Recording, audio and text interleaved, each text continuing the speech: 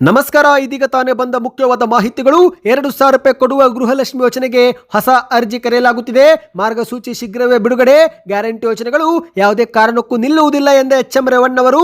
Guarantee ಯೋಜನೆಗಳ ಸಭೆ, ಡಿ.ಕೆ. ಶಿವಕುಮಾರ್ ಅವರ ಮಹತ್ವದ ಹೇಳಿಕೆ. ವಿಡಿಯೋನ ನೀವು ಸ್ವಲ್ಪನೂ ಸ್ಕಿಪ್ ಮಾಡಬೇಡಿ. ಮತ್ತೊಂದೆಡೆಯಲ್ಲಿ ನಿಮಗೆ ತಾಕತ್ತಿದ್ರೆ, ದಮ್ಮಿದ್ರೆ, ಕನ್ನಡಿಗರ ಮೇಲೆ ಕಾಳಜಿ ಇದ್ರೆ ತಮಿಳುನಾಡಿಗೆ ಪಾದಯಾತ್ರೆ ಮಾಡಿ ಎಂದು ಮೊದಲ ಬಾರಿಗೆ ಮುಖ್ಯಮಂತ್ರಿ ಡಿ.ಕೆ. ಶಿವಕುಮಾರ್ ಅವರಿಗೆ ಆರೋಶಕ್ ಅವರ ನೇರ ಸವಾಲು. ಎಲ್ಲ ಮಾಹಿತಿ ನೋಡೋಣ. ಡಿ.ಕೆ. ಶಿವಕುಮಾರ್ ಅವರು ಮುಖ್ಯಮಂತ್ರಿಯಾಗಿ 1 ತಿಂಗಳು ಪೂರ್ತಿ ಕಳೆದ 30 ದಿನಗಳಲ್ಲಿ ಏನೆಲ್ಲ ತೀರ್ಮಾನ ಮಾಡಿದ್ದಾರೆ, ಯಾವೆಲ್ಲ ಘೋಷಣೆ ಮಾಡಿದ್ದಾರೆ ಎಂಬುದನ್ನು ನೋಡೋಣ. ರಾಜ್ಯಾದ್ಯಂತ ಮತ್ತೊಮ್ಮೆ ಭಾರಿ ಮಳೆಯ ಮುನ್ನೆಚ್ಚರಿಕೆ. ಕೆಲ ಜಿಲ್ಲೆಗಳಿಗೆ ರೆಡ್ ಅಲರ್ಟ್, ಇನ್ನು ಕೆಲವು ಜಿಲ್ಲೆಗಳಿಗೆ ಆರೆಂಜ್ ಅಲರ್ಟ್. ನಿಮ್ಮ ಊರಿನ ಹೆಸರು ಕೂಡ ಇದೆಯಾ? ಈ ಎಲ್ಲ ಮಾಹಿತಿಗಳನ್ನ ಡೀಟೇಲ್ ಆಗಿ ನೋಡೋಣ. ಅದಕ್ಕಿಂತ ಮೊದಲು ನೀವು ಸುದ್ದಿ ಸಮಯ ಯೂಟ್ಯೂಬ್ ಚಾನಲ್ಗೆ ಮೊದಲು ಬಾರಿ ಭೇಟಿ ಕೊಡ್ತಾ ಇದ್ರೆ ದಯವಿಟ್ಟು ಸಬ್ಸ್ಕ್ರೈಬ್ ಆಗಿ, ಪಕ್ಕದಲ್ಲಿ ಕಾಣಿಸುವ ಗಂಟೆ ಕೂಡ ಒತ್ತಿದ್ರೆ ಕರ್ನಾಟಕದ ರಾಜ್ಯದ ಮುಖ್ಯವಾದ ಸುದ್ದಿಗಳು ನಿಮಗೆ ಮೊದಲು ಸಿಗುತ್ತವೆ. ವಿಡಿಯೋಗೆ ಲೈಕ್ ಮಾಡಿ ಹಾಗೂ ವಿಡಿಯೋ ಕೊನೆವರೆಗೂ ನೋಡಿ. ಬನ್ನಿ ಸ್ನೇಹಿತರೆ, ಎಲ್ಲ ಮಾಹಿತಿಗಳನ್ನ ಡೀಟೇಲ್ ಆಗಿ ನೋಡೋಣ. ನೀವು ಕೂಡ ಗೃಹಲಕ್ಷ್ಮಿ ಯೋಜನೆಯ ಫಲಾನುಭವಿಗಳಾಗಿದ್ದರೆ ಕೊನೆಯ ಬಾರಿಗೆ 2,000 ರೂಪಾಯಿ ಯಾವ ತಿಂಗಳಲ್ಲಿ ಜಮಾ ಆಗಿತ್ತು ಕಮೆಂಟ್ ಮಾಡಿ. ಇದೀಗ ಗೃಹಲಕ್ಷ್ಮಿ ಯೋಜನೆ ಹಣವು ಅರ್ಹರ ಜೊತೆಗೆ ಅನರ್ಹರ ಪಾಲಾಗುತ್ತಿದ್ದು, ಹಾಗಾಗಿ ಸರ್ಕಾರ ಮರುಪರಿಶೀಲನೆ ಪ್ರಕ್ರಿಯೆಗೆ ಶುರು ಮಾಡಿದೆ. ಹೌದು, ಕರ್ನಾಟಕದ ಗೃಹಲಕ್ಷ್ಮಿ ಯೋಜನೆಯಲ್ಲಿ ಮೃತಪಟ್ಟವರು, ಆದಾಯ ತೆರಿಗೆ ಪಾವತಿ ಮಾಡುತ್ತಿರುವರು ಮತ್ತು GST ಕಟ್ಟುತ್ತಿರುವವರ ಖಾತೆಗೂ ಕೂಡ ಹಣ ಜಮಾ ಆಗುತ್ತಿದ್ದು, ಹಾಗಾಗಿ ಈ ಒಂದು ಪ್ರಕರಣವನ್ನು ಮಹಿಳಾ ಮತ್ತು ಮಕ್ಕಳ ಅಭಿವೃದ್ಧಿ ಇಲಾಖೆ ಗಂಭೀರವಾಗಿ ಪರಿಗಣಿಸಿದೆ. ಗೃಹಲಕ್ಷ್ಮಿ ಯೋಜನೆಯ ದುರುಪಯೋಗ ತಡೆದು ಅರ್ಹ ಫಲಾನುಭವಿಗಳಿಗೆ ಮಾತ್ರ 2,000 ರೂಪಾಯಿ ಸಹಾಯಧನ ತಲುಪಿಸುವ ಉದ್ದೇಶದಿಂದ ರಾಜ್ಯ ಸರ್ಕಾರ ಮರು ಪರಿಶೀಲನೆ ಪ್ರಕ್ರಿಯೆಗೆ ಮುಂದಾಗಿದೆ. ಇತ್ತೀಚೆಗೆ ಮುಖ್ಯಮಂತ್ರಿ ಡಿ.ಕೆ. ಶಿವಕುಮಾರ್ ಅವರು ಸಭೆ ಬಳಿಕ ಮಾಧ್ಯಮಗಳ ಮುಂದೆ ಮಾತನಾಡಿದ್ದು, ಎಲ್ಲಾ ಗೃಹಲಕ್ಷ್ಮಿ ಯೋಜನೆ ಫಲಾನುಭವಿಗಳು ಹೊಸದಾಗಿ ಅರ್ಜಿ ಹಾಕಬೇಕಾಗುತ್ತೆ.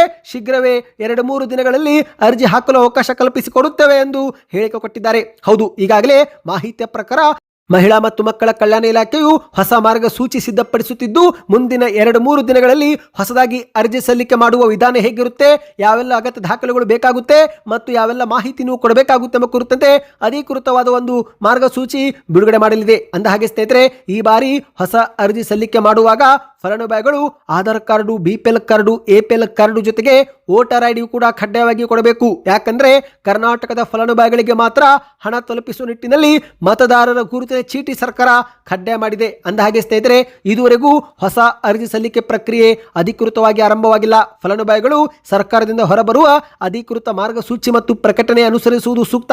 ಹಾಗಾಗಿ ಯಾವುದೇ ಒಂದು ಮೊಬೈಲ್ಗೆ ಲಿಂಕ್ ಬಂದರೆ, ಮೆಸೇಜ್ ಬಂದರೆ, ಕರೆಗಳು ಬಂದರೆ ಕಿವಿ ಕೊಡುವ ಅವಶ್ಯಕತೆ ಇಲ್ಲ. ಹೊಸದಾಗಿ ಅರ್ಜಿ ಶುರು ಆದ ಕೂಡಲೇ ನಾವು ನಿಮಗೆ ವಿಡಿಯೋ ಮಾಡಿ ತಲುಪಿಸುತ್ತೇವೆ ಸ್ನೇಹಿತರೆ.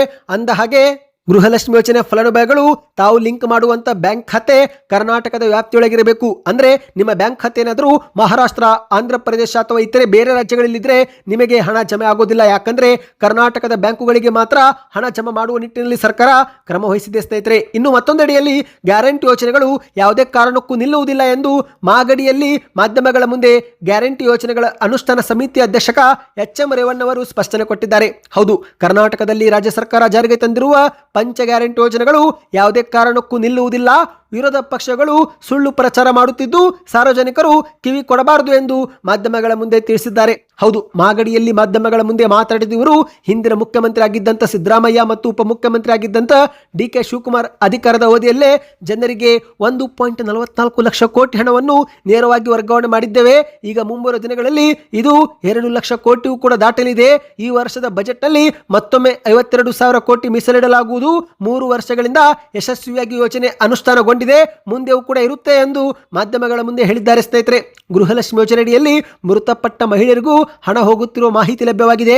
ರಾಜ್ಯಾದ್ಯಂತ ಸುಮಾರು ಇದುವರೆಗೆ 2.80 ಲಕ್ಷ ಫಲಾನುಭವಿಗಳು ಸಾವನ್ನಪ್ಪಿದ್ದು, ಅಂತವರ ಬ್ಯಾಂಕ್ ಖಾತೆಗೆ ಸುಮಾರು 115 ಕೋಟಿ ರೂಪಾಯಿ ಜಮೆ ಆಗಿದೆ. ಇಲ್ಲಿಯವರೆಗೆ 15 ಕೋಟಿ ವಾಪಸ್ ಪಡೆದುಕೊಂಡಿದ್ದು, ಉಳಿದ ಹಣವನ್ನು ಕೂಡ ವಾಪಸ್ ಪಡೆದುಕೊಳ್ಳುತ್ತೇವೆ ಎಂದಿದ್ದಾರೆ. ಅರ್ಹ ಫಲಾನುಭವಿಗಳಿಗೆ ಸೌಲಭ್ಯ ಸಿಗುವಂತೆ ಮಾಡುವ ಉದ್ದೇಶದಿಂದ ಪರಿಶೀಲನೆ ಮಾಡುತ್ತಿದ್ದೇವೆ. ವಿರೋಧ ಪಕ್ಷದವರು ಇದನ್ನೇ ದೊಡ್ಡದಾಗಿ ಬಿಂಬಿಸಿ ಯೋಜನೆ ಸ್ಥಗಿತವಾಗುತ್ತೆ ಎಂದು ಅಪಪ್ರಚಾರ ಮಾಡುತ್ತಿದ್ದು, ಹಾಗಾಗಿ ಸಾರ್ವಜನಿಕರು ಈ ಬಗ್ಗೆ ಕಿವಿ ಕೊಡಬಾರದು ಎಂದು ಮಾಧ್ಯಮಗಳ ಮುಂದೆ ಹೇಳಿದ್ದಾರೆ. ಅಂದಹಾಗೆ ಸ್ನೇಹಿತರೆ, ಇದೀಗ ಕಾಂಗ್ರೆಸ್ನ ಮತ್ತೊಬ್ಬ ಹಿರಿಯ ಶಾಸಕರಾಗಿರುವ ಬಸವರಾಜ ರಾಯರೆಡ್ಡಿ ಅವರು ಕೂಡ ಒಂದು ಮಾಧ್ಯಮಗಳ ಮುಂದೆ 2 ಲಕ್ಷ ಯಜಮಾನ್ಯರ ಬ್ಯಾಂಕ್ ಖಾತೆಗೆ ಹಣ ಹೋಗುತ್ತಿಲ್ಲ ಎಂದು ಸ್ಪಷ್ಟನೆ ಕೊಟ್ಟಿದ್ದಾರೆ. ಹೌದು, ಗ್ಯಾರಂಟಿ ಯೋಜನೆಗಳ ಪರಿಷ್ಕರಣೆ ಕುರಿತು ವಿರೋಧ ಪಕ್ಷಗಳು ವಾಗ್ದಾಳಿ ಮಾಡುತ್ತಿರುವ ಬೆನ್ನಲ್ಲೇ ಕಾಂಗ್ರೆಸ್ನ ಹಿರಿಯ ಶಾಸಕ ಬಸವರಾಜ ರಾಯರೆಡ್ಡಿ ಅವರು ಗೃಹಲಕ್ಷ್ಮಿ ಯೋಜನೆ ಹಣ 2 ಲಕ್ಷ ಫಲಾನುಭವಿಗಳಿಗೆ ಜಮೆ ಆಗುತ್ತಿಲ್ಲ ಎನ್ನುವ ಲೋಪವನ್ನು ಒಪ್ಪಿಕೊಂಡಿದ್ದಾರೆ. ಯಲಬುರ್ಗಾದಲ್ಲಿ ಮಾತನಾಡಿದ ಇವರು, ಸರ್ಕಾರ ಅಂದ ಮೇಲೆ ನ್ಯೂನತೆಗಳು ಸಾಕಷ್ಟು ಇರುತ್ತವೆ. ಗೃಹಲಕ್ಷ್ಮಿ ಯೋಜನೆಯಡಿಯಲ್ಲಿ 2 ಲಕ್ಷ ಫಲಾನುಭವಿಗಳಿಗೆ ಹಣ ತಲುಪುತ್ತಿಲ್ಲ. ಈ ಒಂದು ಹಣವನ್ನು ಶೀಘ್ರವೇ ಜಮೆ ಮಾಡುತ್ತೇವೆ ಎಂದಿದ್ದಾರೆ. ಗೃಹಲಕ್ಷ್ಮಿ ಯೋಜನೆಯಡಿಯಲ್ಲಿ ಒಟ್ಟು 1,26,00,000 ಜನರಿಗೆ ನಾವು ಹಣ ನೀಡಬೇಕು. ಆದರೆ ಪ್ರಸ್ತುತ ದಾಖಲಾತಿ ದೋಷ ಮತ್ತು ತಾಂತ್ರಿಕ ಸಮಸ್ಯೆಯಿಂದ 1,24,00,000 ಮಹಿಳೆಯರಿಗೆ ಹಣ ಹೋಗ್ತಾ ಇದೆ. 2 ಲಕ್ಷ ಜನರಿಗೆ ಹಣ ಸಿಗುತ್ತಿಲ್ಲ. ಆದರೆ ಶೀಘ್ರವೇ ಅವರಿಗೂ ಕೂಡ ಹಣ ಹಾಕುವುದಾಗಿ ಹೇಳಿಕೆ ಕೊಟ್ಟಿದ್ದಾರೆ. ಸ್ನೇಹಿತರೆ, ನಿಮ್ಮ ಬ್ಯಾಂಕ್ ಖಾತೆಗೆ ಕೊನೆಯ ಕಂತು ಯಾವ ತಿಂಗಳಲ್ಲಿ ಜಮಾ ಆಗಿತ್ತು ಕಮೆಂಟ್ ಮಾಡಿ. ಬನ್ನಿ ಗೆಳೆಯರೆ, ಮತ್ತೊಂದು ಮಾಹಿತಿಗೆ ಹೋಗೋಣ. ರಾಜ್ಯದ ಮುಖ್ಯಮಂತ್ರಿ ಡಿ.ಕೆ. ಶಿವಕುಮಾರ್ ಅವರಿಗೆ ಮೊದಲ ಬಾರಿಗೆ ವಿಪಕ್ಷ ನಾಯಕ ಆರ್ ಅಶೋಕ್ ಅವರು ನೇರವಾಗಿ ಸವಾಲು ಹಾಕಿದ್ದಾರೆ. ನಿಮಗೆ ತಾಕತ್ತಿದ್ರೆ, ದಮ್ಮಿದ್ರೆ, ಕನ್ನಡಿಗರ ಮೇಲೆ ಕಾಳಜಿ ಇದ್ರೆ ತಮಿಳುನಾಡಿಗೆ ಪಾದಯಾತ್ರೆ ಮಾಡಿ ಎಂದು ಸಿಎಂ ಅವರಿಗೆ ಆರ್ ಅಶೋಕ್ ಅವರು ಸವಾಲು ಹಾಕಿದ್ದಾರೆ. ಹೌದು, ಇತ್ತೀಚೆಗೆ ಮೇಕೆದಾಟು ಮಾಡಲು ಒಂದೇ ಒಂದು ಇಟ್ಟಿಗೆ ಹಾಕುವುದಕ್ಕೂ ಕೂಡ ಬಿಡೋದಿಲ್ಲ ಎಂದು ತಮಿಳುನಾಡಿನ ಘಟಕದ ಕಾಂಗ್ರೆಸ್ ಅಧ್ಯಕ್ಷರೊಬ್ಬರು ನೇರವಾಗಿ ಕರ್ನಾಟಕಕ್ಕೆ ಸವಾಲು ಹಾಕಿದ್ದು, ಇದೇ ವಿಚಾರವನ್ನ ಎತ್ತಿಕೊಂಡು ಆರ್ ಅಶೋಕ್ ಅವರು ಡಿ.ಕೆ. ಶಿವಕುಮಾರ್ ಅವರಿಗೆ ಸವಾಲು ಹಾಕಿದ್ದಾರೆ. ನೀವು ಸ್ಕ್ರೀನ್ ಮೇಲೆ ಒಂದು ಟ್ವೀಟ್ ನೋಡ್ತಿರಬಹುದು. ಇದು ವಿಪಕ್ಷ ನಾಯಕರಾಗಿರುವ ಆರ್ ಅಶೋಕ್ ಅವರೇ ಮಾಡಿದ ಟ್ವೀಟ್ ಆಗಿದೆ. ಅಂದು ಅಧಿಕಾರಕ್ಕಾಗಿ ಮೇಕೆದಾಟು ಪಾದಯಾತ್ರೆ ನಾಟಕವಾಡಿದ ಡಿ.ಕೆ. ಶಿವಕುಮಾರ್ ಈಗ ತಮಿಳುನಾಡು ಕಾಂಗ್ರೆಸ್ ಮುಂದೆ ಮೌನವ್ರತ ಮಾಡುತ್ತಿರುವುದು ಯಾಕೆ ಎಂದು ಆರ್ ಅಶೋಕ್ ಅವರು ಪ್ರಶ್ನೆ ಮಾಡಿದ್ದಾರೆ.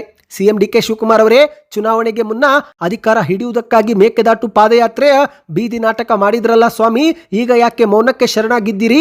ನಿಮ್ಮದೇ ಕಾಂಗ್ರೆಸ್ ಪಕ್ಷದ ತಮಿಳುನಾಡು ಘಟಕದ ಅಧ್ಯಕ್ಷರು ಮೇಕೆದಾಟಿಗೆ ಒಂದೇ ಒಂದು ಇಟ್ಟಿಗೆ ಹಾಕಲು ಬಿಡುವುದಿಲ್ಲ ಎಂದು ಕರ್ನಾಟಕಕ್ಕೆ ಬಹಿರಂಗ ಸವಾಲು ಹಾಕಿದ್ದಾರೆ. ನಿಮಗೆ ತಾಕತ್ತಿದ್ರೆ, ದಮ್ಮಿದ್ರೆ, ಕನ್ನಡಿಗರ ಮೇಲೆ ನಿಜವಾದ ಕಾಳಜಿದ್ರೆ ಈಗ ಚೆನ್ನೈಗೆ ಪಾದಯಾತ್ರೆ ಮಾಡಿ ಅಲ್ಲಿನ ತಮಿಳುನಾಡು ಕಾಂಗ್ರೆಸ್ ಕಚೇರಿ ಮುಂದೆ ಉಪವಾಸ ಸತ್ಯಾಗ್ರಹ ಕೂತು ನಿಮ್ಮ ರಾಜಕೀಯ ಬದ್ಧತೆಯನ್ನು ಸಾಬೀತುಪಡಿಸಿ ಅಂದು ಓಟು ಗಿಟ್ಟಿಸಿಕೊಳ್ಳಲು ಪಾದಯಾತ್ರೆ ನಾಟಕವಾಡಿದ ನೀವು ಈಗ ತಮಿಳುನಾಡಿನ ಮೈತ್ರಿ ರಾಜಕಾರಣಕ್ಕೆ ಹೆದರಿ ತಲೆಮರೆಸಿಕೊಂಡಿದ್ದೀರಾ ಎಂದು ಆರ್ ಅಶೋಕ್ ಅವರು ಪ್ರಶ್ನೆ ಮಾಡಿದ್ದಾರೆ. ಕಾವೇರಿ ಕೊಳ್ಳದ ನಮ್ಮ ರೈತರ ಮತ್ತು ಬೆಂಗಳೂರಿನ ಕೋಟ್ಯಾಂತರ ಜನರ ಕುಡಿಯುವ ನೀರಿನ ಹಕ್ಕಿಗಿಂತ ನಿಮಗೆ ದೆಹಲಿ ಹೈಕಮಾಂಡ್ ಅಣತಿ ಮತ್ತು ತಮಿಳುನಾಡಿನ ಮೈತ್ರಿ ರಾಜಕಾರಣವೇ ಹೆಚ್ಚಾಯಿತೆ ಎಂದು ಪ್ರಶ್ನೆ ಮಾಡಿದ್ದಾರೆ. ಕನ್ನಡಿಗರ ರಕ್ತ ಹೀರುತ್ತಿರುವ ಈ ನಾಡದ್ರೋಹಿ ಕಾಂಗ್ರೆಸ್ ಸರ್ಕಾರಕ್ಕೆ ಮೇಕೆದಾಟು ಯೋಜನೆ ಜಾರಿಗೆಗೊಳಿಸುವ ಇಚ್ಛಾಶಕ್ತಿಯೇ ಇಲ್ಲ. ಅಂದು ಕೇವಲ ಚುನಾವಣಾ ಗಿಮಿಕ್ ಮಾಡಲು ಮೇಕೆದಾಟು ಹೆಸರನ್ನು ಬಳಸಿಕೊಂಡ ಇವರು ಇಂದು ತಮಿಳುನಾಡು ಕಾಂಗ್ರೆಸ್ನ ಉದ್ದಟತನದ ಹೇಳಿಕೆಗೆ ಕನಿಷ್ಠ ಖಂಡನೆ ವ್ಯಕ್ತಪಡಿಸಲು ಹೆದರುತ್ತಿರುವುದು ನಾಚಿಕೆಗೇಡು. ನಿಮ್ಮ ಈ ವಿಶ್ವಾಸಘಾತುಕ ರಾಜಕಾರಣಕ್ಕೆ ಮತ್ತು ಕನ್ನಡಿಗರಿಗೆ ಮಾಡಿದ ನಂಬಿಕೆ ದ್ರೋಹಕ್ಕೆ ರಾಜ್ಯದ ಜನತೆ ತಕ್ಕ ಪಾಠ ಕಲಿಸುವುದು ನಿಶ್ಚಿತ ಎಂದು ಆರ್ ಅಶೋಕ್ ಅವರು ಟ್ವೀಟ್ ಅನ್ನು ಮಾಡಿದ್ದಾರೆ. ಬನ್ನಿ ಗೆಳೆಯರೆ, ಮತ್ತೊಂದು ಮಾಹಿತಿಗೆ ಹೋಗೋಣ. ರಾಜ್ಯದ ನೂತನ ಮುಖ್ಯಮಂತ್ರಿಯಾಗಿ ಜೂನ್ 3ರಂದು ಮುಖ್ಯಮಂತ್ರಿ ಡಿ.ಕೆ. ಶಿವಕುಮಾರ್ ಅವರು ಪ್ರಮಾಣ ವಚನ ಸ್ವೀಕಾರ ಮಾಡಿದ್ದು ಜುಲೈ 3ಕ್ಕೆ ಬರೋಬ್ಬರಿ 1 ತಿಂಗಳು ಪೂರ್ತಿಯಾಗಿದೆ. ಈ ಒಂದು ಕಳೆದ 30 ದಿನಗಳಲ್ಲಿ ಡಿ.ಕೆ. ಶಿವಕುಮಾರ್ ಅವರು ಅನೇಕ ಮಹತ್ವದ ತೀರ್ಮಾನ ಕೈ ತೆಗೆದುಕೊಂಡಿದ್ದು ಯಾವೆಲ್ಲ ನಿರ್ಧಾರ ಮಾಡಿದ್ದಾರೆಂಬ ಮಾಹಿತಿ ಲಭ್ಯವಾಗಿದೆ. ಹೌದು ಗೆಳೆಯರೆ, ಡೀಟೇಲ್ ಆಗಿ ಫಟಾಫಟ್ ಮಾಹಿತಿ ನೋಡ್ತಾ ಹೋಗೋಣ. ಅಲ್ಲಿವರೆಗೆ ನೀವು ವಿಡಿಯೋಗೆ ಲೈಕ್ ಮಾಡಿಲ್ಲವೆಂದ್ರೆ ದಯವಿಟ್ಟು ಲೈಕ್ ಮಾಡಿ. ಹೌದು ಗೆಳೆಯರೆ, ರಾಜ್ಯದ ಎಲ್ಲಾ ವಿದ್ಯಾರ್ಥಿಗಳಿಗೆ ಉಚಿತ ಬಸ್ ಪಾಸ್ ಘೋಷಣೆ ಮಾಡಿದ್ದಾರೆ. ಅಷ್ಟು ಮಾತ್ರವಲ್ಲ, ಈ ಒಂದು ಹಿಂದೆ ಬಸ್ ಪಾಸ್ಗೆ ಹಣ ಕೊಟ್ಟಿದ್ರೆ ಅಂತಹ ವಿದ್ಯಾರ್ಥಿಗಳಿಗೆ ಹಣವನ್ನು ವಾಪಸ್ ಕೊಡುವುದಾಗಿಯೂ ಕೂಡ ಘೋಷಣೆ ಮಾಡಿದ್ದಾರೆ. ರಾಜ್ಯದ ಎಲ್ಲಾ ಪಂಚಾಯಿತಿ ವಾರ್ಡ್ಗಳಲ್ಲಿ ಭಾರತ ಜೋಡೋ ಯುವಕರ ಸಂಘ ಸ್ಥಾಪನೆ ಮಾಡಿ 10 ಲಕ್ಷ ಕೊಡುವ ನಿರ್ಣಯ ಮಾಡಿದ್ದಾರೆ. 2,500 ಸ್ಕ್ವೇರ್ ಫೀಟ್ ವರೆಗಿನ ನೂತನ ವಸತಿ ಕಟ್ಟಡಗಳ ಶಾಶ್ವತ ವಿದ್ಯುತ್ ಸಂಪರ್ಕಕ್ಕೆ ಓಸಿ ವಿನಾಯಿತಿ ಘೋಷಣೆ ಮಾಡಿದ್ದಾರೆ. ರಾಜ್ಯಾದ್ಯಂತ ಬಿ ಇಂದ ಎ ಖಾತಾ ಪರಿವರ್ತನೆಗೆ ಚಾಲನೆ ಕೊಟ್ಟಿದ್ದಾರೆ. ರಾಜಧಾನಿ ಬೆಂಗಳೂರಿನ ರಸ್ತೆಗಳನ್ನು ಗುಂಡಿ ಮುಕ್ತಗೊಳಿಸಲು 2,000 ಕೋಟಿ ರೂಪಾಯಿ ಯೋಜನೆ ಘೋಷಣೆ ಮಾಡಿದ್ದು ಖಾಸಗಿ ವಲಯದ ಉದ್ಯೋಗ ವಿನಿಮಯ ಕೇಂದ್ರ ಸ್ಥಾಪಿಸುವ ತೀರ್ಮಾನ ಮಾಡಿದ್ದಾರೆ. ಸುಮಾರು 72,000 ಸರ್ಕಾರಿ ಹುದ್ದೆಗಳ ನೇಮಕಾತಿಗೆ ಅವಕಾಶ ಮಾಡಿಕೊಡುವುದಾಗಿ ಹೇಳಿದ್ದು, ಸಾರ್ವಜನಿಕರ ಕುಂದುಕೊರತೆ ಅಹವಾಲು ಆಲಿಸಲು ಪ್ರಜಾಸೇವೆ ಎಂಬ ಪ್ರತ್ಯೇಕ ಸಚಿವಾಲಯ ಸ್ಥಾಪನೆ ಮಾಡುವುದಾಗಿಯೂ ಕೂಡ ಹೇಳಿಕೆ ಕೊಟ್ಟಿದ್ದಾರೆ. ಮತ್ತು ಮುಖ್ಯವಾಗಿ ಅಧಿಕಾರಿಗಳು ಶಾಸಕರ, ಮಂತ್ರಿಗಳ, ಸಚಿವರ ಒತ್ತಡಕ್ಕೆ ಮಣಿಯದೆ ಕಾನೂನು ಚೌಕಟ್ಟಿನಲ್ಲಿ ಕಾರ್ಯನಿರ್ವಹಿಸುವಂತೆ ಅಧಿಕಾರಿಗಳಿಗೆ ಸೂಚನೆ ಕೊಟ್ಟಿದ್ದಾರೆ. ಗ್ಯಾರಂಟಿ ಯೋಜನೆಗಳು ಕರ್ನಾಟಕ ರಾಜ್ಯದವರಿಗೆ ಮಾತ್ರ ಸಿಗಬೇಕು ಎಂಬ ಕಾರಣಕ್ಕೆ ಮತ್ತು ಗ್ಯಾರಂಟಿಗಳ ಸೋರಿಕೆ ತಪ್ಪಿಸಲು ಕ್ರಮವನ್ನು ತೆಗೆದುಕೊಳ್ಳುವುದಾಗಿ ಡಿ.ಕೆ. ಶಿವಕುಮಾರ್ ಅವರು ಹೇಳಿಕೆ ಕೊಟ್ಟಿದ್ದಾರೆ. ರೌಡಿಗಳ ನಿಗ್ರಹಕ್ಕೆ ಎಲ್ಲಾ ಜಿಲ್ಲೆಗೊಂದು ಪಡೆ ರಚನೆ ಮಾಡುವಂತೆ ಅಧಿಕಾರಿಗಳಿಗೆ ಸೂಚನೆ ಕೊಟ್ಟಿದ್ದಾರೆ. ಅಷ್ಟು ಮಾತ್ರವಲ್ಲ, ಇತ್ತೀಚೆಗೆ ಕೇಂದ್ರದ ನೀತಿ ಆಯೋಗ ಸಭೆಯಲ್ಲಿ ದೆಹಲಿಗೆ ಹೋಗಿ ಕರ್ನಾಟಕದ ಬೇಡಿಕೆಗಳ ಬಗ್ಗೆ ಪ್ರಸ್ತಾಪ ಇಟ್ಟಿದ್ದಾರೆ. ಪ್ರಧಾನಿ ನರೇಂದ್ರ ಮೋದಿ ಸೇರಿದಂತೆ ಅಮಿತ್ ಶಾ ಮತ್ತು ನಿರ್ಮಲಾ ಸೀತಾರಾಮನ್ ಅವರನ್ನ ಭೇಟಿಯಾಗಿ ಕರ್ನಾಟಕದ ನೀರಾವರಿ ಯೋಜನೆಗಳ ಬಗ್ಗೆ, ಬೆಂಗಳೂರಿನ ಮೆಟ್ರೋ ರೈಲು ಈ ರೀತಿಯಾಗಿ ವಿಶೇಷ ಅನುದಾನದ ಬಗ್ಗೆ ಚರ್ಚೆ ಮಾಡಿದ್ದಾರೆ. ಅಷ್ಟು ಮಾತ್ರವಲ್ಲ ಸ್ನೇಹಿತರೆ, ಭ್ರಷ್ಟಾಚಾರ ವಿರುದ್ಧ ದೂರು ನೀಡಲು ದೂರವಾಣಿ ಸಂಖ್ಯೆಯೂ ಕೂಡ ಘೋಷಣೆ ಮಾಡಿದ್ದು, ರಾಜ್ಯದ ಎಲ್ಲಾ ಸರ್ಕಾರಿ ಕಚೇರಿಗಳಲ್ಲಿ ಬೆಳಗ್ಗೆ 10 ಗಂಟೆಗೆ ಇನ್ನು ಮುಂದೆ ತಂತ್ರಾಂಶ ಮೂಲಕ ಸಿಬ್ಬಂದಿಗಳು ಹಾಜರಾತಿ ಹಾಕಬೇಕು ಎನ್ನುವ ಸೂಚನೆ ಕೊಟ್ಟಿದ್ದಾರೆ. ಮೀಟರ್ ಬಡ್ಡಿ ದಂಧೆಗೆ ಕಡಿವಾಣ ಹಾಕುವ ಅಧಿಕಾರಿಗಳಿಗೆ ನಿರ್ದೇಶನ ಕೊಟ್ಟಿದ್ದಾರೆ. ಮತ್ತು ಗೆಳೆಯರೆ, ಬರ ಪರಿಸ್ಥಿತಿ ನಿರ್ವಹಣೆಗೆ ಅಗತ್ಯ ಸಿದ್ಧತೆ ತೆಗೆದುಕೊಳ್ಳುವಂತೆ ಮೊದಲೇ ಸಭೆ ಮಾಡಿ ಅಧಿಕಾರಿಗಳಿಗೆ ಸೂಚನೆ ಕೊಟ್ಟಿದ್ದಾರೆ. ಮಾವು ಬೆಳೆಗಾರರಿಗೆ ಕಳೆದ ವರ್ಷದಂತೆ ಈ ವರ್ಷವೂ ಕೂಡ ಪ್ರೋತ್ಸಾಹ ಧನ ಮುಂದುವರಿಸುವ ತೀರ್ಮಾನ ಮಾಡಿದ್ದಾರೆ. ರೈತರಿಗೆ ಸಕಾಲದಲ್ಲಿ ಬಿತ್ತನೆ ಬೀಜ ಮತ್ತು ರಸಗೊಬ್ಬರ ನೀಡುವಂತೆ ನಿರ್ದೇಶನ ಕೊಟ್ಟಿದ್ದು, ಕರಾವಳಿಯಲ್ಲಿ ಪ್ರವಾಸೋದ್ಯಮ ಉತ್ತೇಜನಕ್ಕೂ ಕೂಡ ವಿವಿಧ ಕ್ರಮವನ್ನ ಘೋಷಣೆ ಮಾಡಿದ್ದಾರೆ. ಮತ್ತು ಗೆಳೆಯರೆ, ಇತ್ತೀಚೆಗೆ ಕೊಪ್ಪಳದ ತುಂಗಭದ್ರಾ ಅಣೆಕಟ್ಟು ನೂತನವಾಗಿ ಅಳವಡಿಸಲಾಗಿರುವ ಕ್ರಸ್ಟ್ ಗೇಟ್ಗಳನ್ನ ಉದ್ಘಾಟನೆ ಮಾಡಿದ್ದಾರೆ ಮತ್ತು ಬಡವರ ವಸತಿ ಯೋಜನೆ ಕುರಿತಂತೆ ಅಸಮಾಧಾನ ವ್ಯಕ್ತಪಡಿಸಿ ಆದಷ್ಟು ಬೇಗ ಮನೆ ಹಂಚಿಕೆ ಮಾಡುವಂತೆ ಅಧಿಕಾರಿಗಳಿಗೆ ಸೂಚನೆ ಕೊಟ್ಟಿದ್ದಾರೆ.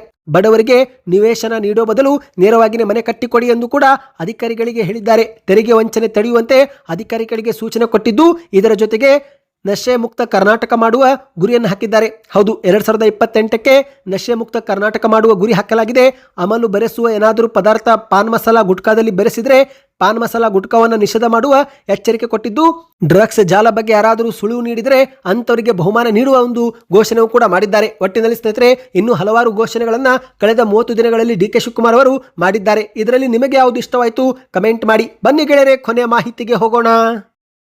ನಿಮ್ಮ ಊರಲ್ಲೂ ಕೂಡ ಮಳೆ ಆಗುತ್ತಿದ್ರೆ ಯಾವ ಊರು ಕಮೆಂಟ್ ಮಾಡಿ. ಯಾಕಂದ್ರೆ ಮುಂದಿನ 48 ಗಂಟೆಗಳ ಕಾಲ ರಾಜ್ಯಾದ್ಯಂತ ಭಾರಿ ಮಳೆ ಆಗುವ ಮುನ್ಸೂಚನೆ ಹವಾಮಾನ ಇಲಾಖೆ ಕೊಟ್ಟಿದೆ. ಕೆಲ ಜಿಲ್ಲೆಗಳಿಗೆ ಆರೆಂಜ್ ಅಲರ್ಟ್ ಘೋಷಣೆ ಮಾಡಿದರೆ ಇನ್ನು ಕೆಲ ಜಿಲ್ಲೆಗಳಿಗೆ ರೆಡ್ ಅಲರ್ಟ್ ಘೋಷಣೆ ಮಾಡಲಾಗಿದೆ. ಹೌದು, ಕರಾವಳಿ, ಉತ್ತರ ಕರ್ನಾಟಕ ಮತ್ತು ದಕ್ಷಿಣ ಕರ್ನಾಟಕ ಜಿಲ್ಲೆಗಳಲ್ಲಿ ಈಗ ವ್ಯಾಪಕ ಮಳೆ ಆಗಲಿದ್ದು, ಹಾಗಾಗಿ ಹಲವಾರು ಜಿಲ್ಲೆಗಳಿಗೆ ಅಲರ್ಟ್ ಘೋಷಣೆ ಮಾಡಲಾಗಿದೆ. ಮುಖ್ಯವಾಗಿ ಸ್ನೇಹಿತರೆ, ಕರಾವಳಿ ಭಾಗದ ಉತ್ತರ ಕನ್ನಡ, ಉಡುಪಿ, ದಕ್ಷಿಣ ಕನ್ನಡ, ಚಿಕ್ಕಮಗಳೂರು, ಹಾಸನ, ಶಿವಮೊಗ್ಗ ಮತ್ತು ಕೊಡಗು ಈ ಜಿಲ್ಲೆಗಳಲ್ಲಿ ಧಾರಾಕಾರ ಮಳೆಯಾಗುವ ಸಾಧ್ಯತೆ ಇದ್ದು ರೆಡ್ ಮತ್ತು ಆರೆಂಜ್ ಅಲರ್ಟ್ ಘೋಷಣೆ ಮಾಡಲಾಗಿದೆ. ಜುಲೈ 6ರಿಂದ ಜುಲೈ 8ರವರೆಗೆ ಈ ಕ್ಷೇತ್ರಗಳಲ್ಲಿ ಭಾರಿ ಮಳೆಯಾಗುವ ಮುನ್ಸೂಚನೆ ಇದೆ. ಸ್ನೇಹಿತರೆ, ನೀವು ಕೂಡ ಉಡುಪಿ, ದಕ್ಷಿಣ ಕನ್ನಡ ಜಿಲ್ಲೆಯವರಾಗಿದ್ದರೆ, ಶಿವಮೊಗ್ಗ, ಹಾಸನ, ಕೊಡಗು ಜಿಲ್ಲೆಯವರಾಗಿದ್ದರೆ ನಿಮ್ಮ ಊರಲ್ಲಿ ಧಾರಾಕಾರ ಮಳೆಯಾಗಲಿದೆ. ಜುಲೈ 8ರವರೆಗೆ ಮಳೆ ಆಗಲಿದೆ ಎಂದು ಹೇಳಲಾಗ್ತಾ ಇದೆ. ಇನ್ನು ಉಳಿದಂತೆ ಧಾರವಾಡ, ಬೆಳಗಾವಿ, ಗದಗ, ಹಾವೇರಿ ಜಿಲ್ಲೆಗಳಲ್ಲಿ ಸಾಧಾರಣ ಮಳೆಯಾಗುವ ನಿರೀಕ್ಷೆ ಇದ್ದು ಯೆಲ್ಲೋ ಅಲರ್ಟ್ ಘೋಷಣೆ ಮಾಡಲಾಗಿದೆ. ಮತ್ತು ಸ್ನೇಹಿತರೆ, ಕೊನೆಯದಾಗಿ ಇತ್ತ ಬೀದರ್, ಕಲಬುರಗಿ, ಕೊಪ್ಪಳ, ರಾಯಚೂರು, ವಿಜಯಪುರ ಮತ್ತು ಯಾದಗಿರಿ ಈ ಜಿಲ್ಲೆಗಳಲ್ಲೂ ಕೂಡ ಬಲವಾದ ಗಾಳಿಯೊಂದಿಗೆ ಮಳೆಯಾಗುವ ಸಾಧ್ಯತೆ ಇದ್ದು, ಹಾಗಾಗಿ ಆರೆಂಜ್ ಅಲರ್ಟ್ ಅನ್ನು ಘೋಷಣೆ ಮಾಡಲಾಗಿದೆ. ನಿಮ್ಮದು ಯಾವುದು ಊರು? ಮಳೆ ಆಗ್ತಾ ಇದೆಯಾ? ಕಮೆಂಟ್ ಮಾಡಿ. ಈ ಎಲ್ಲ ಮಾಹಿತಿಗಳು ಇಷ್ಟವಾಗಿದ್ದರೆ ಚಾನಲ್ಗೆ ದಯವಿಟ್ಟು ಸಬ್ಸ್ಕ್ರೈಬ್ ಆಗಿ.